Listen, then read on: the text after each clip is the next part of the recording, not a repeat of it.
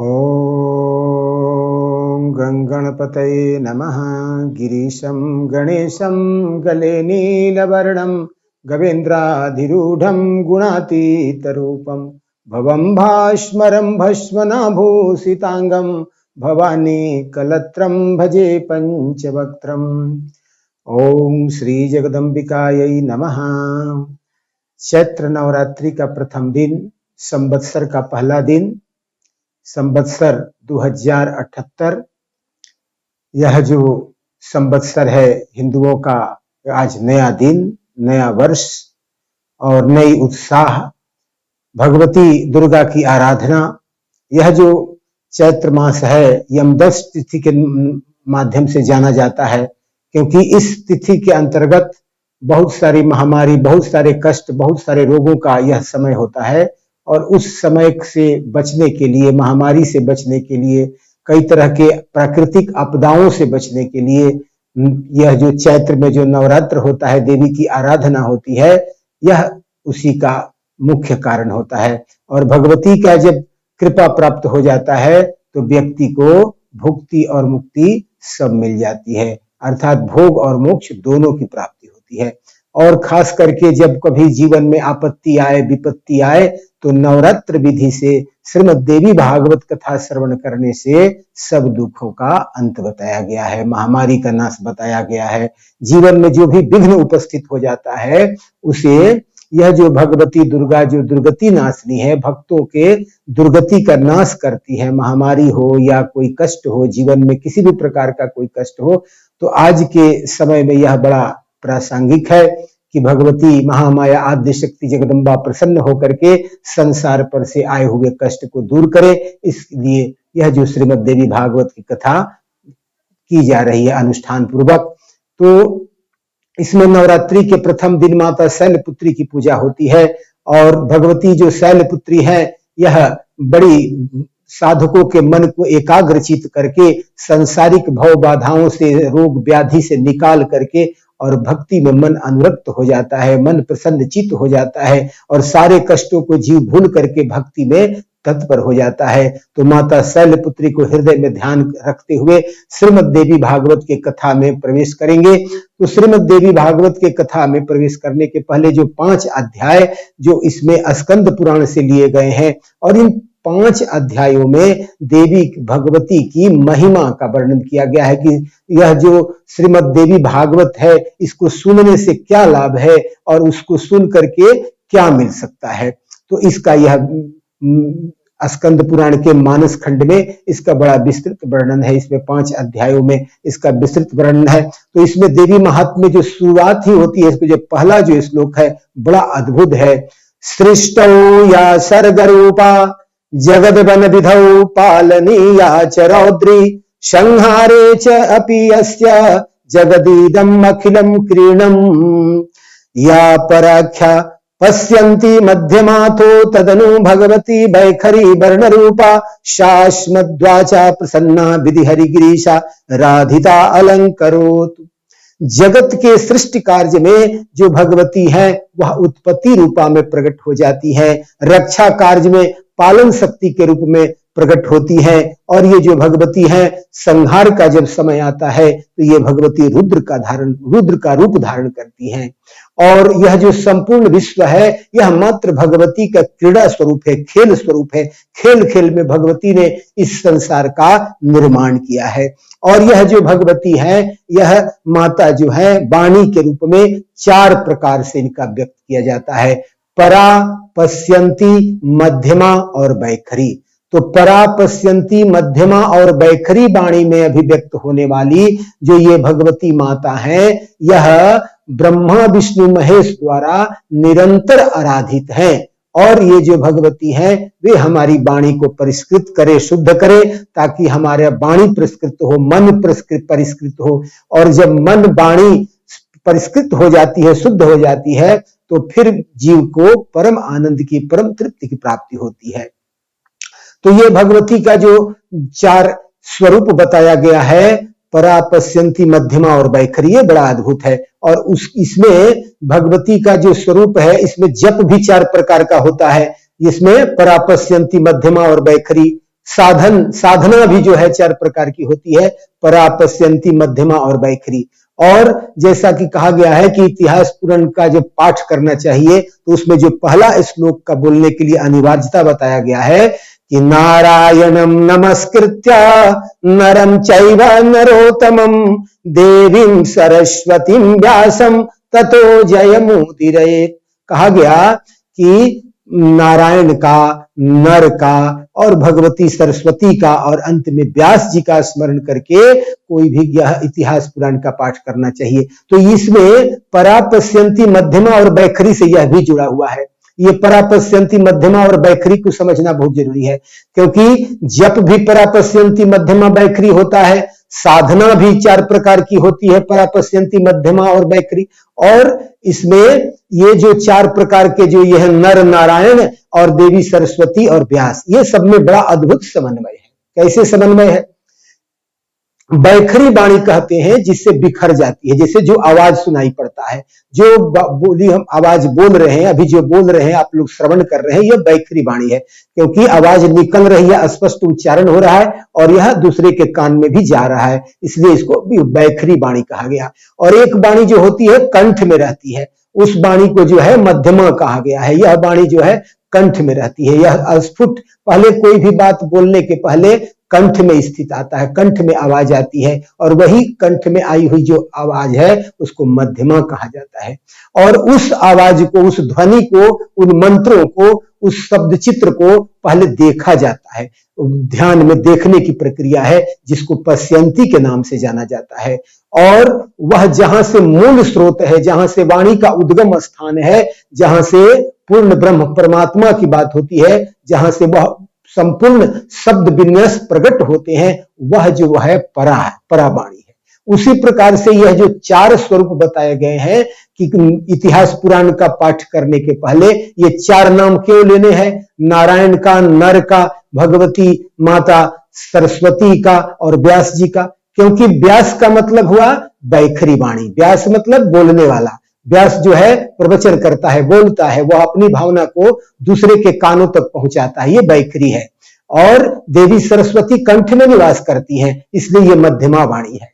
और नर कौन है? नर पश्यंती, यह मंत्रों को देखता है, नर ऋषि है। नर जो है वह मंत्रों को ध्यान में देखता है, वेद को ध्यान में ऋषियों ने देखा था, इसलिए पश्यंती वाणी कहा गया। मंत्रों को देखा, आंख से प्रकट होकर के देखा, इसलिए यह पश्यंती वाणी कही गई। और पश्यंती के रूप में कौन है? नर है। और अंत में जो परा वाणी है, जो परा स्वरूप है, पर ब्रह्म स्वरूप का प्रतीक है, वह नारायण है, इसलिए नारायण का कहा गया। इसलिए कहा जाता है कि सर्वप्रथम परा वाणी अर्थात नारायण का, और पश्यंती देखने वाला कौन है? नर है। और नर के बाद कंठ में कौन विराजमान है? माता सरस्वती, इसलिए उनको जो कहा गया मध्यमा। और जो व्यास के रूप में, वैखरी के रूप में प्रस्फुटित होती है जो वाणी, जो भावना, वह जो हो गई वैखरी वाणी से अभिव्यक्त होती है। वहां पर महाभारत में भी कहा गया नर नारायण, अर्जुन और कृष्ण को कहा गया, तो कृष्ण परावाणी है, और उस परावाणी को जो जिसमें देखने की सामर्थ्य है वह अर्जुन है, वह नर के रूप में है। और भगवती जो सरस्वती है, वह सरस्वती कंठ में विद्यमान होती है, और वह जो भगवती कंठ में विद्यमान रहती है वह माता सरस्वती है। और व्यास रूपी वाणी से वह मुखरित होकर के और वैखरित होकर के बिखर करके आवाज निकलती है, इसलिए उस आवाज को वैखरी वाणी कहते हैं। जप भी 4 प्रकार के होते हैं। एक वैखरी जप, वैखरी जप मतलब जो मंत्र पढ़ रहे हैं उस मंत्र का उच्चारण दूसरा भी सुनने में समर्थ है, तो उसको कहते हैं वैखरी। जैसे कोई राम राम राम राम कृष्ण कृष्ण जप रहा है, इस आवाज को दूसरा कोई भी सुन रहा है, यह वैखरी जप में आएगा। और जप का जब दूसरा स्टेज, पहला स्टेज है वैखरी, पहले बोल बोल के अभ्यास करना है वैखरी रूप में। फिर दूसरी जब अवस्था पहुंचती है वह कंठ में मंत्र स्थित होता है। अब अस्फुट शब्दों में उच्चारण, अर्थात केवल मैं सुनूंगा, दूसरा कोई नहीं सुनेगा, उस जप को कहते हैं मध्यमा। और जब जप की ऊंचाई और बढ़ती है, जप की गहराई जब और बढ़ती है, तो धीरे धीरे वह मंत्रों को देखता है, वह मंत्रों को अपनी आंखों से देखने लगता है, जिसको पश्यंती जप कहा जाता है। मंत्रों को वह अंदर में अंतर्निहित होकर के, ध्यानस्थ होकर के उन मंत्रों को चलते फिरते देखता है। सांसों का आना जाना और उस सांसों की भाषा को पढ़ने लगता है, प्राणायाम की भाषा को पढ़ने लगता है, इसलिए वह पश्यंती का स्वरूप ले लेता है। और अंत में जो जप का है परा, परा शब्द में क्या है कि ना तो बोल करके जपना है, न कंठ में जपना है, न मंत्रों को देखना है, क्या है ये अनवरत, इतना न अभ्यास हो जाता है सांस सांस में मंत्रों का कि अनवरत जप चलते रहता है। तो उस जप को परा जप कहते हैं, जो जिसमें कुछ नहीं करना है, उसमें न जप करना है, न बोलना है, न देखना है, बस अनवरत इतना न अभ्यास हो जाता है मंत्रों का कि अनवरत सांसों के द्वारा उन मंत्रों का जप होने लगता है। इसलिए ये जप भी परा पश्यंती मध्यमा और वैखरी के रूप में है। तो ये जो भगवती है परा पश्यंती मध्यमा और वैखरी के रूप में व्यक्त होती है और इन स्वरूप को प्राप्त होती है। ये नारायण, नर, भगवती सरस्वती और व्यास के रूप में मुखरित होकर के ज्ञान के रूप में निश्रित होती है। तो कहते हैं कि जब 18,000 जब जो ऋषि हैं यह जब बैठ करके समागम कर रहे हैं, वेदाध्ययन कर रहे हैं और ये सभी बैठ करके जब शास्त्र चर्चा कर रहे हैं, तो उस शास्त्र चर्चा में ऋषि लोग पूछते हैं कि हे सूत जी आप ऐसा कथा कहिए। वो कथा पहले से ही कह रहे हैं, पहले उन्होंने विष्णु भगवान का बड़ा विस्तार से सब चरित्र सुनाया, शिव जी का सब चरित्र सुनाया और यह सब कथा जब हो गई उसके बाद से पूछा अब क्या सुनना चाहते हो। तो इन्होंने कहा, जो ऋषि लोग बैठे थे, कहा कि देखिए महाराज आप बड़ी सुंदर कथा कहे, हम सब कथा समझ गए, लेकिन हम अब लोग एक ऐसी कथा सुनना चाहते हैं। कैसी कथा? अधुना श्रोतुमिच्छामा पावनात् पावनम परम भुक्ति मुक्ति प्रदम नृणानाम नायसेन सर्वसा।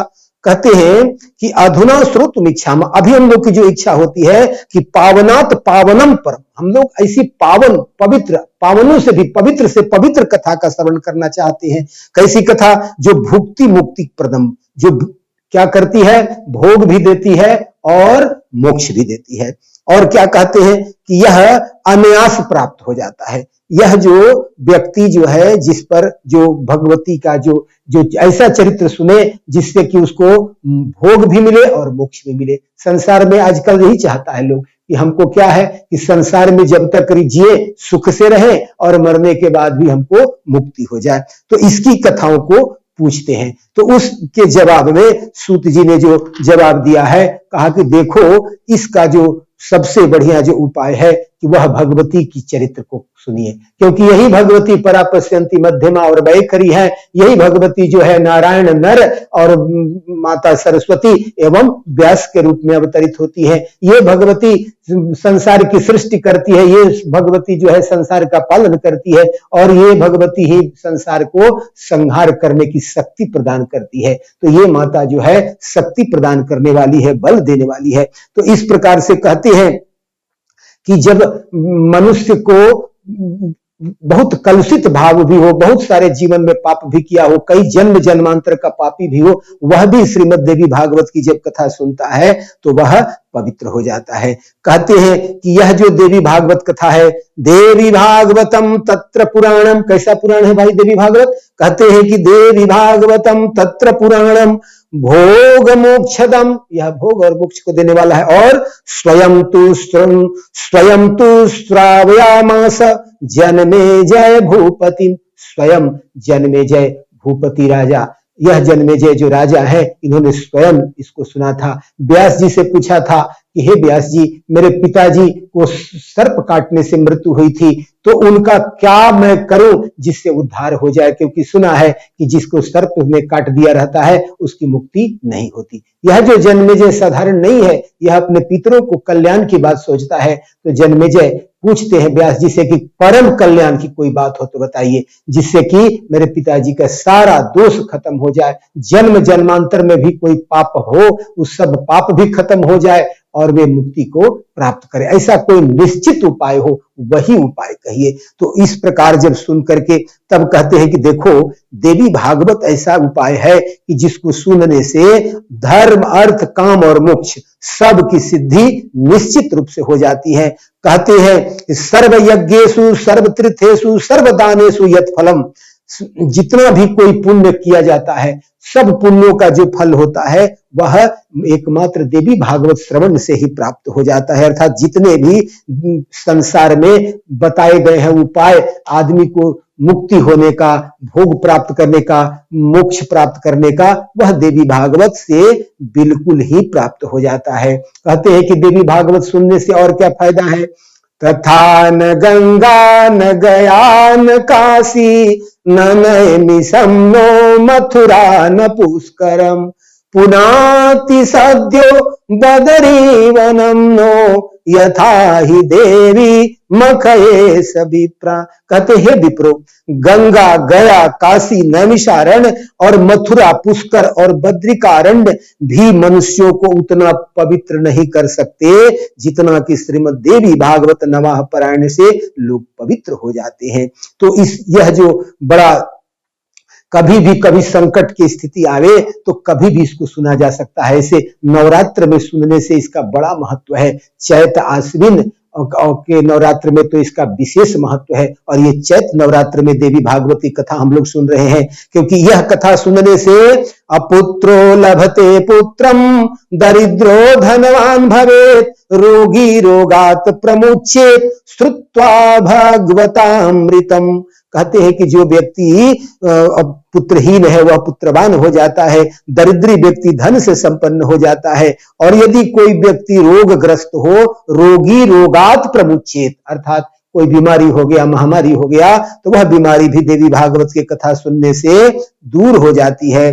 कहते हैं कि श्रीमद् देवी भागवत सुनने से वह पुत्र धन ऐश्वर्य सब कुछ प्राप्त हो जाता है। कहते हैं कि पूजितम यद गृहे नित्यम श्री भागवत पुस्तकम तद्गृहम तीर्थभूतम ही वसताम पापनाशनम। जिस घर में देवी भागवत की कथा होती है, जिस जहां देवी भागवत की पूजा होती है, वह जगह, वह स्थान, वह घर तीर्थ स्वरूप बन जाता है। तो भगवती के का जो विशेष अष्टमी नवमी चतुर्दशी की तिथियां बड़ी पुण्य प्रदान करने वाली हैं और नवरात्र के समय में देवी भागवत सुनने से बहुत कुछ फल प्राप्त हो जाता है। इसमें जो प्रसंग आया है कि स्यमंतक मणि के कारण भगवान कृष्ण पर संकट आ गया था, स्यमंतक मणि का लेने का इन पर दोष मढ़ा गया था, जिसके कारण इनको पाप लग गया था, और उस पाप को मुक्ति दिलाने में यह देवी भागवत की कथा सक्षम है। भगवान पर स्वयं लांछन लग गया कि यह सत्राजित को जो भगवान सूर्य ने अपनी एक स्यमंतक मणि दी थी, उसको प्रसेन एक दिन पहनकर जंगल में गया और वहां से लौटकर नहीं आया। तो उस समय बड़ा लोग कहने लगे कि लगता है कृष्ण भगवान ही उस मणि के बारे में बड़ी चर्चा कर रहे थे, तो हो सकता है उन्होंने ही मणि के लालच में प्रसेन को मरवा दिया। अब कृष्ण भगवान को लगा कि भाई ये तो हम पर झूठा लांछन लग गया, तो उसको दूर करने के लिए द्वारिका वासियों के साथ जंगल में गए। वहां देखा कि प्रसेन मरा हुआ है और जाकर के देखा कि आगे वृक्ष के पैरों का निशान है और वह एक गुफा में प्रवेश करता है। तो लोगों से भगवान ने कहा कि तुम लोग गुफा के बाहर रहो, और गुफा के अंदर जाकर के वे प्रवेश किए और वहां जाकर के जाम्बवान वृक्ष से उनका युद्ध चलने लगा उस मणि को प्राप्त करने के लिए, क्योंकि जाम्बवान ने ही अपने बच्चों को ले जाकर के वह मणि दे दिया था। और इधर लोग 12 दिन प्रतीक्षा करके पुनः द्वारिका लौट आए और वसुदेव जी को कहा कि आपका पुत्र एक गुफा में चला गया, वहां से लौट कर नहीं आया। अब वसुदेव जी को बड़ी चिंता हुई, बहुत चिंतित हो गए कि क्या करूं मैं। तब गुरु का स्मरण किया तो नारद जी ही प्रकट हो गए। नारद जी ने कहा देवी भागवत का श्रवण करने से सारी विपत्तियां दूर हो जाती हैं, इसलिए आप देवी भागवत का पाठ करो, आपका बेटा सकुशल लौटेगा, चाहे कितना भी विकट परिस्थिति में हो, रोग को प्राप्त हो, जंगल में घिरा हो, शत्रुओं से घिरा हो, किसी भी प्रकार की परेशानी से घिरा हो, तो देवी भागवत सुनने से उसका कल्याण निश्चित हो जाएगा। और नारद जी ने कहा कि मैं आपको कथा सुनाऊंगा। तो वसुदेव जी कहते हैं, हमको याद आ गया जब मैं जेल में था, 6 पुत्रों को कंस ने मार दिया था, तब मेरी जो पत्नी है देवकी बहुत रोने लगी। हे पतिदेव, कोई उपाय कीजिए, लगता है कि वंशहीन ही मरना पड़ेगा, सारे पुत्रों का यह कंस वध कर देगा, हम लोगों पर बड़ा न्यास विपत्ति आया है, कोई उपाय सोचिए। तब मैंने अपने गुरु गर्ग जी को स्मरण किया और गर्ग जी जब आ गए और आने के बाद पूछा कि क्या कहना चाहते हो।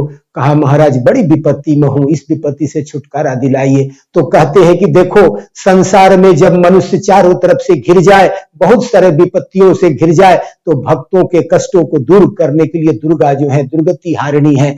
अब कितना भी बड़ा दुर्गति का कारण हो, कितना भी बड़ा पतन का कारण हो, कितना भी बड़ा भोग भोगने का कारण हो, जब भगवती दुर्गा प्रसन्न हो जाती है तो सारे कष्ट दूर हो जाते हैं, सारी दुर्गतियों का नाश हो जाता है। इसलिए हे वसुदेव, तुम देवी दुर्गा की आराधना करो। तो कहते हैं कि मैं तो जेल में हूं, मैं कुछ नहीं कर सकता, आप ही ब्राह्मणों के साथ मिल करके कोई उपाय कीजिए। तो उन्होंने कहा कि चलो ठीक है, मैं इसका उपाय करता हूं। ऐसा कह करके गुरु जो है गर्गाचार्य वहां चले गए विंध्याचल पर्वत पर ब्राह्मणों के साथ, और वहां जाकर के भगवती दुर्गा को प्रसन्न किया। और माता दुर्गा ने कहा कि तेरे जजमान की रक्षा स्वयं दुर्गा करेगी, और मैं स्वयं वरदान देती हूं, और भगवान का अवतरण होगा, और वह स्वयं विष्णु के अंश अवतार भगवान कृष्ण का अवतरण होगा, और वही कंस का वध करेंगे, और इस प्रकार से तुझे भगवान के पिता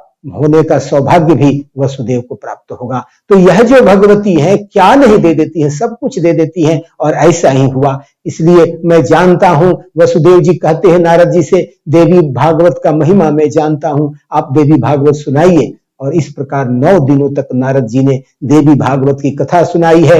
और उस देवी भागवत की कथा श्रवण करने के फलस्वरूप जब कथा अंतिम दिन चल रहा था, जिस समय ब्राह्मणों को भोज कराया जा रहा था, उसी दिन जो कृष्ण भगवान थे वह जामवन से लड़ते लड़ते 27 दिन तक लड़े।